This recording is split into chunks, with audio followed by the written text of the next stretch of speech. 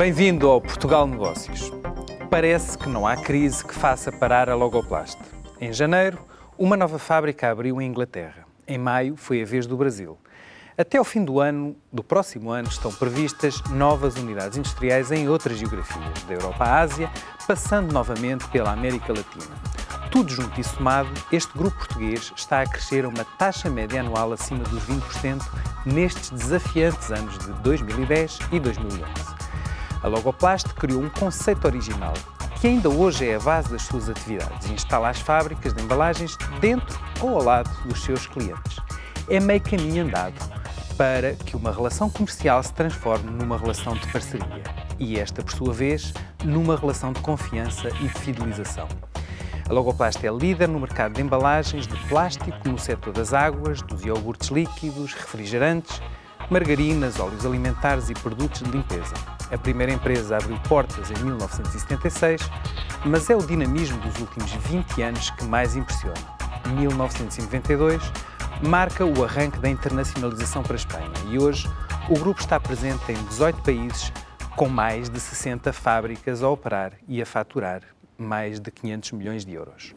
O empresário Filipe de Botton, 53 anos, é um autor, eu diria ator, principal nesta história empresarial de grande sucesso. Sócio da empresa, é um dos 2 presidentes executivos, o que também não deixa de ser uma originalidade nos modelos de governo corporativos. Filipe, muito obrigado pela sua presença. Diga-me uma coisa, como pequena empresa à escala global, mas presente em quase 2 dezenas de países, como é que é gerir ativos industriais, pessoas de culturas diferentes, com uma dispersão enorme, consome grande parte do seu tempo mais na estrutura e na articulação de um sistema que tem que funcionar de forma integrada ou no contacto com o mercado? Porque não é fácil gerir esta presença nos 5 continentes, praticamente, e em tantos países. Obrigado, Sérgio. Eu diria que a primeira grande receita, ou a única praticamente receita, é ter gente muito boa. E ainda há pouco tempo perguntavam uma das razões do sucesso da Logoplast. Eu acho que a razão do sucesso da Logoplast é a equipa. É ter em todos os países, nos 18 países, como referia, gente muito boa à frente dos países, gente muito boa à frente das fábricas, gente que está em contacto permanente com os nossos parceiros e que faz que o negócio aconteça naturalmente e que seja puxado por todos. Isto quase que parece paradoxal, mas quanto mais uma empresa cresce, e sobretudo crescendo em muitas geografias, quanto mais nós crescemos, mais dependemos de cada pessoa dentro da empresa, porque mais dependemos da resposta que o meu colega em Kuantan, na nossa fábrica da Malásia, a resposta que vai dar ao nosso cliente na Malásia, ao nosso parceiro, quando lhe faz uma pergunta, é a cara da empresa, é o embaixador da empresa, é o embaixador da Logoplast, da mesma forma que na mesma altura, quando em Vancouver, 16 horas de diferença horária, estão a dar a mesma resposta a outro parceiro nosso, é extremamente importante depender de pessoas e é fundamental que a seleção das pessoas seja muito cuidada. E há um misto de equipas locais, nacionais, com portugueses também que eles próprios se internacionalizam com a expansão da atividade do grupo, ou não? Começou, quando nós arrancámos o processo em Espanha, foi claramente através da equipa portuguesa que nos ajudou a arrancar com a Espanha. Espanha que naturalmente era o primeiro mercado em 92, quando iniciámos para onde fomos, e é um pouco normal de todos nós. Claro. É um mercado muito duro, um mercado muito competitivo, eu diria mesmo dos mercados mais competitivos. Pior hoje do que na altura? Eu diria igual, o que era pior na altura face a hoje, passado quase 20 anos, é que Portugal hoje é um país que tem uma filosofia, é um país em que os empresários já pensam que o seu mercado, no mínimo, tem que ser a Europa. Já não há aquela noção, aquela visão de que quando eu penso no mercado, quando eu penso... Estamos menos paroquiais. Sente mesmo na mentalidade dos seus pares portugueses que a internacionalização não é uma opção, é uma condição de afirmação e de sobrevivência. É uma condição de sobrevivência. Hoje, quando eu abro uma livraria, uma tabacaria na minha rua, eu estou em concorrência direta com as grandes marcas internacionais que também estão em Portugal. Portanto, o meu mercado não é a minha rua, não é a minha paróquia, não é o meu bairro, certo. É o mercado global cada vez mais. Mas o Filipe o que faz em 92 é um pouco diferente daquilo que a maioria na época fez, que foi internacionalizar com a capital e não apenas com exportação de produtos, ou seja, implantar-se nesses mercados faz parte da gênese do seu modelo de negócio. Que nos obrigou a isso. No modelo, enfim, quando se fala de internacionalização, há claramente dois processos. É a exportação, a partir de uma fábrica de base, seja ela onde for, e é através da implementação da implantação de estruturas industriais nos países para onde uma pessoa se está a deslocar ou onde está a investir, que é o nosso modelo de negócio, já que nós fazemos fábricas de embalagens e uma garrafa não viaja, ou seja, uma garrafa vazia tem um custo de viagem incomportável, portanto a única forma de nós tínhamos de internacionalizar era estar lá. Deu uma boa razão também para que este processo de internacionalização, o seu, seja visto também como uma mais-valia para o país e não apenas importante para o seu grupo empresarial. Faço-me entender, porque, na verdade, a sua atividade, não vou dizer que é neutra em termos comerciais, na balança comercial, mas acaba por, é um pouco aquela velha coisa, investe nos outros países, cria emprego nos outros países. Qual é a razão que faz um país incentivar mais logoplastos? É fundamental, é estratégico. Como é que eu posso querer manter o famoso, enfim, eu sou completamente contra esse conceito, mas o famoso centro de decisão nacional. Mas eu queria ter uma empresa forte em Portugal, com o meu modelo de negócio, uma empresa industrial, só o posso ter se eu continuar a investir noutros países. Tenho o nosso centro de pesquisa e desenvolvimento, o nosso principal centro de pesquisa e desenvolvimento está em Portugal, onde temos cerca de 50 engenheiros que constantemente pensam em fazer diferente, portanto estamos constantemente a repensar todo o processo da cadeia de valor.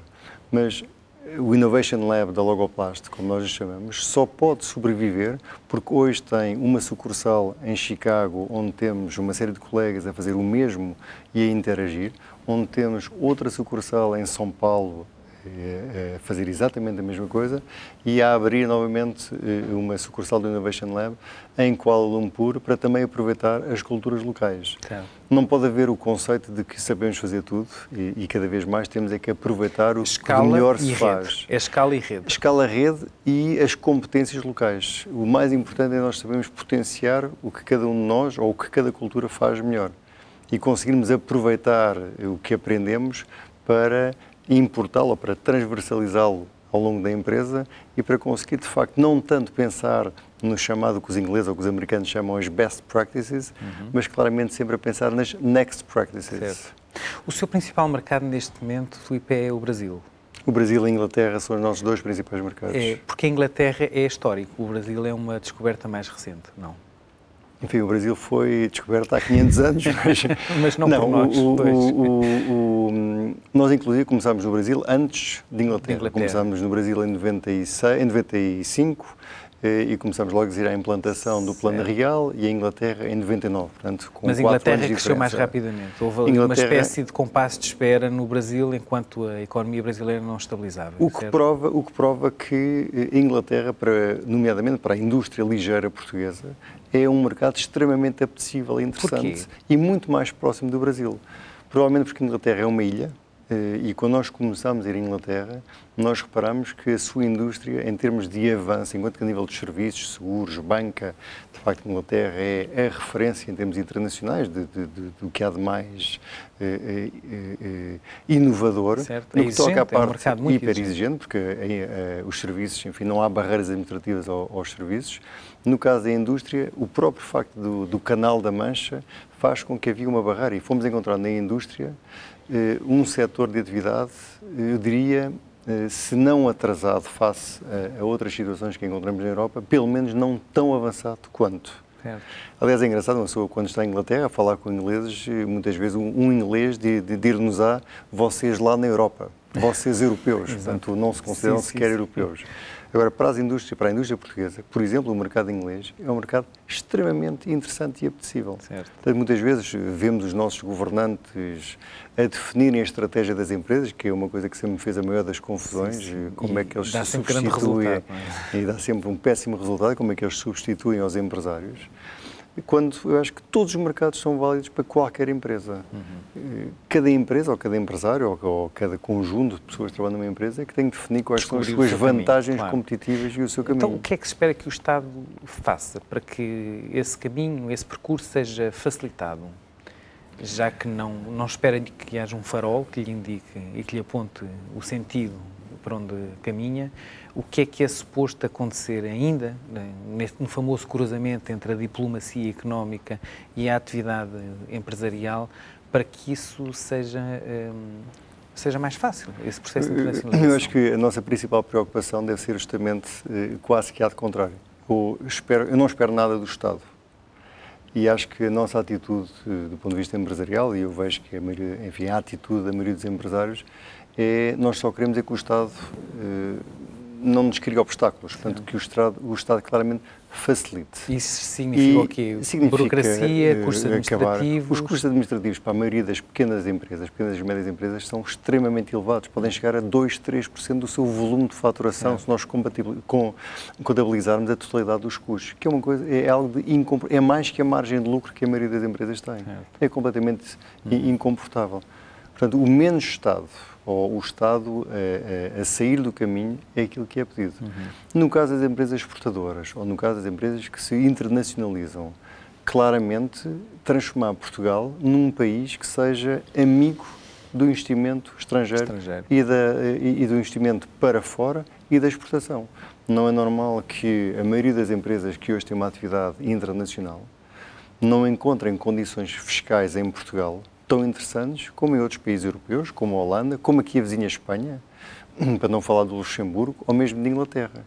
Eu sediar a sede da Logoplast em Portugal, faço sediá-la noutros países da Europa, portanto não estamos a falar de ir para nenhum paraíso fiscal, estamos a falar de ser totalmente, meramente a aproveitar o que são os países dentro do espaço europeu, beneficia de forma tremenda as empresas do ponto de vista da competitividade. Certo. Porque hoje as empresas não competem, Sérgio, você não vende um produto por ter o melhor preço, nem por ter a melhor qualidade. Isso já não é suficiente.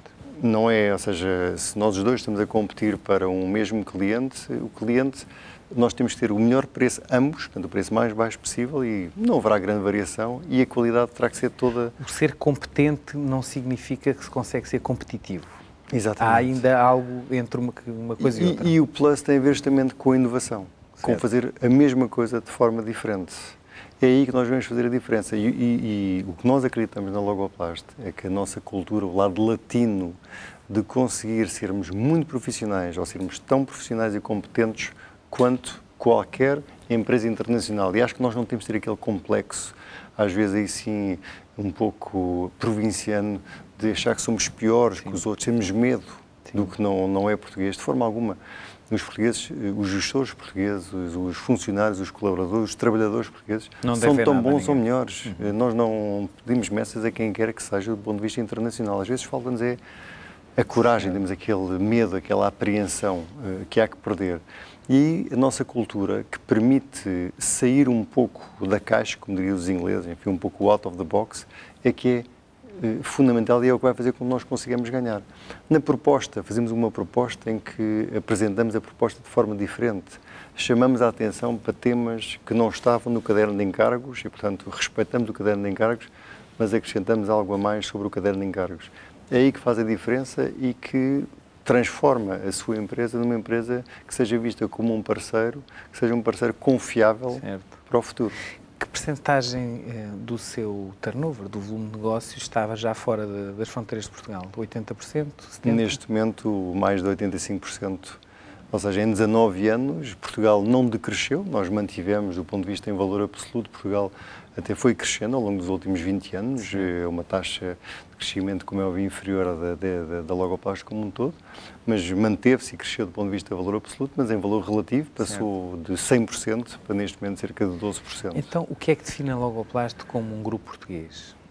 A sua cultura, a matriz dos seus valores, a forma de estar e de trabalhar que permite que entre numa empresa, uma fábrica da Logoplast em Portugal, na Mialhada, ou em Castelo de Vide, ou em Sacavém, e entra numa fábrica da Logoplast em Araras, no estado de São Paulo, ou em Colford, no país de Gales, e sendo que entrou numa fábrica da Logoplast.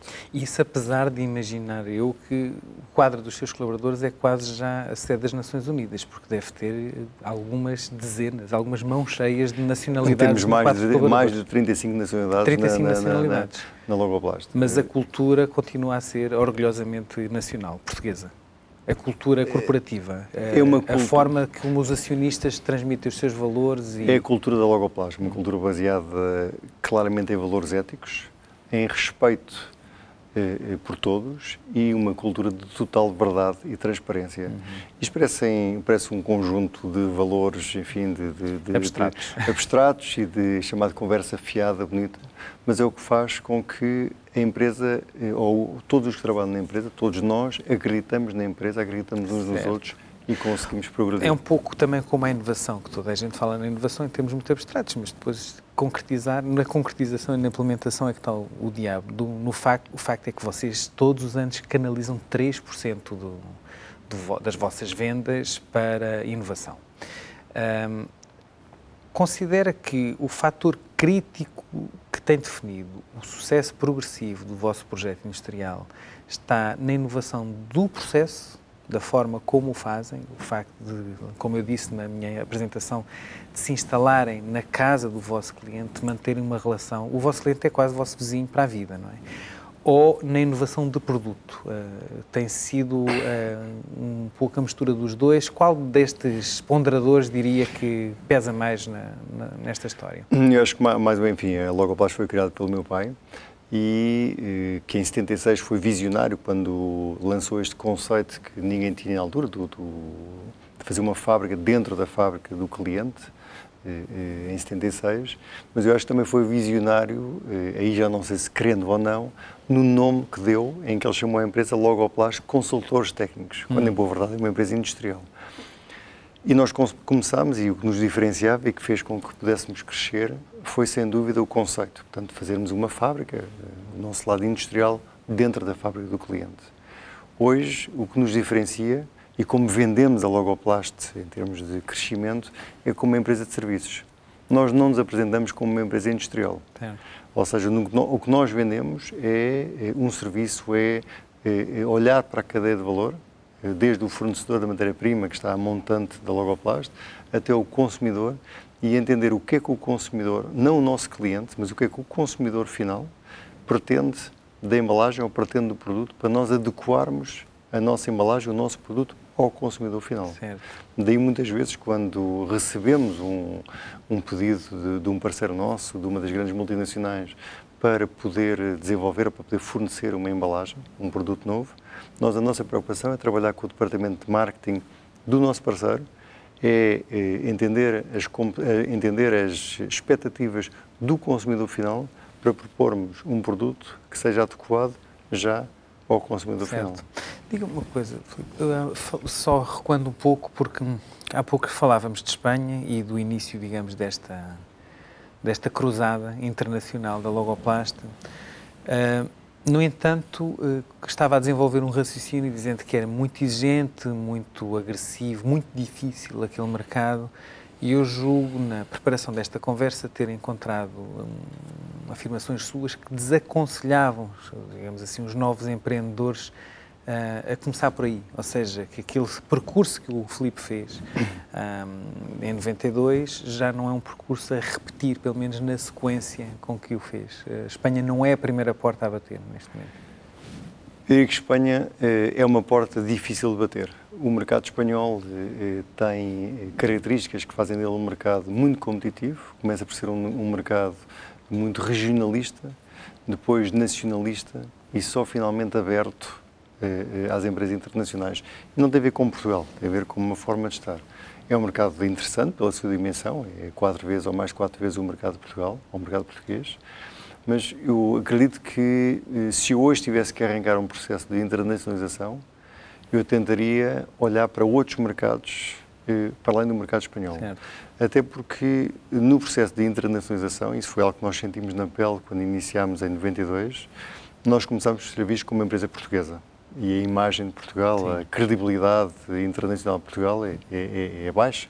Ainda, o que é. Mas na altura pior, não é? A qualidade, claramente a qualidade percebida é muito inferior à qualidade objetiva de Portugal. Portanto, levaram alguma pancada nessa Era entrada. difícil, não foi fácil. Várias vezes nos disseram, não, o que nos está a vender, o seu conceito é muito interessante, mas é lá em Portugal. Certo. Portanto, recebemos vários atestados de minoridade que eram difíceis. Mas nós começámos a ser uma empresa portuguesa, depois fomos para a Espanha e virámos uma empresa ibérica, fomos para o Brasil, transformámos numa empresa latino-ibérica e só quando passámos os Pirineus é que nos transformámos numa empresa europeia. Certo. Agora ou seja, Malásia ou seja, é claro, nós hoje somos mais global, mas portanto, no início de um processo de internacionalização, eu acredito hoje que se nós pudéssemos ir para um país que não Espanha, transformar-nos-ia mais rapidamente numa empresa internacional, numa pequena multinacional ou metanacional, que aliás é um conceito que eu acho mais interessante do que o multinacional. Mais adequado até, se calhar, à realidade portuguesa. Muito mais adequado do que ir para a Espanha, em que passaremos a ser uma empresa ibérica. Extremamente interessante, mas talvez nós pensamos já que agora, possamos pensar mais largo. A diferença entre uma multinacional e uma metanacional é que a questão territorial é pouco relevante no caso da... não é? A metanacional enfim, resumindo, é claramente o tentar aproveitar as culturas e potenciar as culturas de cada país e nos integrarmos nelas. E isso dá-nos uma vantagem a nós portugueses, porque temos uma grande capacidade de miscigenação. Exatamente. E de adaptação a contextos desconhecidos, não é? O mais importante é nós não irmos para nenhum país em querer levar os nossos valores, mas acreditar que, enfim, a velha frase de em Roma ser romano é verdadeira em cada país. Diria que uma diferença importante entre a multinacional e a metanacional é que a multinacional quer possuir e a metanacional quer aceder. É isso? Quer se integrar. Quer aceder. Exatamente. E a escala aí deixa de ser importante, realmente.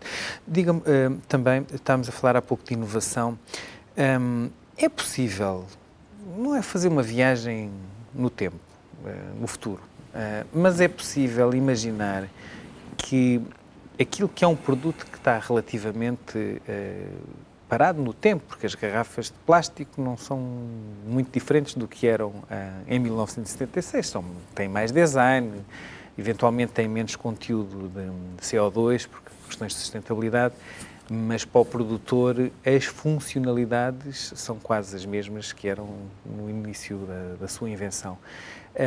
É possível imaginar também que nas embalagens temos uma relação mais interativa com os produtos que elas, no fundo, albergam e comportam? Havia um projeto que a iDream estava a fazer em conjunto com a Logoplast há uns tempos, que era, porventura, nós termos a percepção logo no contacto com a embalagem de um iogurte líquido, por exemplo, sobre as condições de conservação do alimento. Isto é verosímil ou é ficção científica de filme de Spielberg? Não, de todo. Se nós olharmos para a evolução das embalagens ao longo dos últimos 20 anos, é um pouco como olhar para a evolução de um carro.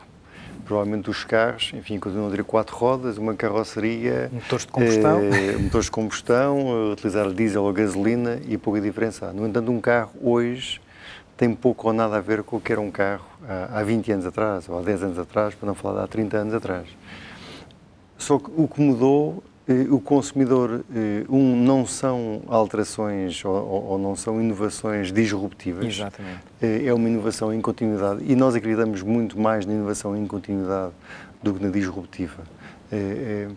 Aquela noção do eureka, descobri, enfim, aqui a pólvora, enfim, não é propriamente algo de novo. A inovação é muito mais o arrumar de forma diferente peças de um puzzle que já existem. Ou criar um novo puzzle a partir de peças que possam estar disseminadas. Se olharmos para os últimos 20 anos, as embalagens diminuíram de mais de 60% do seu peso, ou seja, uma mesma embalagem de 1,5 litro de água diminuiu de mais de 60% do seu peso. Passou para materiais que, em termos de funcionalidades, são completamente diferentes. Em termos de emissão de CO2 de que falava, nós hoje conseguimos fazer e construir ou desenvolver fábricas que são totalmente neutras do ponto de vista da emissão de carbono. Utilizamos material reciclado, ou seja, chamado bottle to bottle, portanto, uma embalagem pós-consumo voltamos a aproveitar o material para fazer novas embalagens. Portanto, de facto, há toda uma evolução. É. Agora sim, pensar que daqui a pouco tempo, e é algo que nós temos no iLab, na Innovation Lab, sempre a pensar, que é porque é que a tampa da garrafa está sendo na parte de cima? Sim. Haverá alguma razão especial para isso ou porque ela não está na parte de baixo? É a parte mais fã da Porque é que à medida que nós bebemos uma garrafa ela não diminui de tamanho? E porque é que quando o conteúdo deixa de estar com validade não muda de cor? Exato. Ou seja, há de facto toda uma evolução que e aí as nanotecnologias têm-nos vindo a ajudar e temos vindo a fazer uma série de estudos, nomeadamente com universidades nessa matéria, e acreditamos que daqui a pouco tempo haverá possa estar novidades na linha da nessa frente. matéria. Isso era muito bom, era muito bom. Diga-me uma coisa, estamos quase a acabar, Filipe. Há pouco tempo apontava 3 déficits, chamemos-lhe assim, para Portugal suplantar, que tem que resolver para suplantar esta fase em que vivemos, que era basicamente um déficit de conhecimento, um déficit de atitude das elites empresariais, sobretudo, e que resultava finalmente num déficit de competitividade. Eu queria me focar no segundo aspecto, até porque o Filipe tem também se destacado muito pelos seus atos de cidadania. Já por várias vezes tentou puxar esta carroça envolvendo-se em coisas que não têm a ver com a Logoplast. Movimentos empresariais, de gestores portugueses que tentam discutir o país. Como é que, concretamente, a elite empresarial pode ser mais protagonista na mudança de comportamentos coletivos perante os desafios que temos pela frente? Enfim, entrando nessa matéria, acho que um dos dramas da nossa elite, da elite portuguesa, da qual todos nós fazemos parte, ou os dois fazemos parte, e aqui que ninguém se descarte nem fuja às responsabilidades, é da nossa passividade. Ou seja, aquela velha frase do treinador de bancada, eu acho que define muito bem, infelizmente, o que é a elite portuguesa. Que é nós à volta de um café, em casa um do outro, ou num almoço, discutimos o país e dizemos tudo o que tem que ser feito, um bocadinho como quando estamos no estádio de futebol e que insultamos o nosso treinador da nossa equipa porque ele nunca fez a substituição correta, exatamente, que nós estamos perfeitamente a ver qual é que tem que ser feita, mas depois fazemos pouco, porque depois quando é preciso ir para o campo jogar e mostrar, ficamos na nossa redoma e não nos queremos envolver. Eu acho que em Portugal a elite, tenho pena por isso, corre pouco risco. É pouco afoita, é totalmente aversa ao risco, por muita promiscuidade, infelizmente, que existe entre o Estado e o setor privado, que leva a que um certo receio de represálias leva justamente a essa aversão. E está a mudar, não está? Está a mudar porque o Estado está a sair da economia, aliás, enfi, neste momento, face ao que estamos a viver, mesmo que não haja convicção. Acredito também que a nova geração de gestores, de empresários, tem uma atitude mais corajosa e menos preocupada com as consequências, porque há algum quixotismo nestas atitudes, porque, como é óbvio, isto tem consequências. Mas acredito que as elites, e sejam elas, me choco-me quando eu vejo, por exemplo, dirigentes sindicais que estão há mais de 20 anos à frente de sindicatos e que não entendem que o país tem que ser ajudado de uma forma diferente daquela que tem sido até hoje. Há 30 ou 40 anos. O Filipe está envolvido, como já esteve antes, no Conselho da Globalização, que normalmente é mobilizado pelo Presidente da República, que há vários gestores e empresários envolvidos, e uma das coisas que também é crucial e parece-me crítica na agenda é convocar a diáspora portuguesa. A diáspora portuguesa são cerca de 5 milhões de portugueses fora de Portugal. Nós temos cerca de 10 milhões a viver em Portugal e 5 milhões de portugueses fora de Portugal. Portugal tem tratado muito mal e acarinhado muito mal a sua diáspora, o que é um erro estratégico. A ideia, com este Conselho da Globalização, e foi uma ideia partilhada com o Sr. Presidente da República, foi de neste Conselho da Globalização, que irá ter lugar agora em novembro, convidar não CEOs ou portanto, grandes dirigentes de empresas multinacionais estrangeiras, como tem acontecido no passado, e que é muito importante para dar a conhecer Portugal e para pôr Portugal no mapa, mas convidar sim grandes dirigentes de grandes multinacionais portugueses. E é espantoso porque temos muitos portugueses em primeiro e segundo lugar, diremos nós, em termos de cargos de dirigentes, à frente de grandes multinacionais. E muitos mais do que aqueles óbvios que todos os dias, ou que dia sim, dia não, podemos ver nos jornais, porque estiveram mais próximos de nós.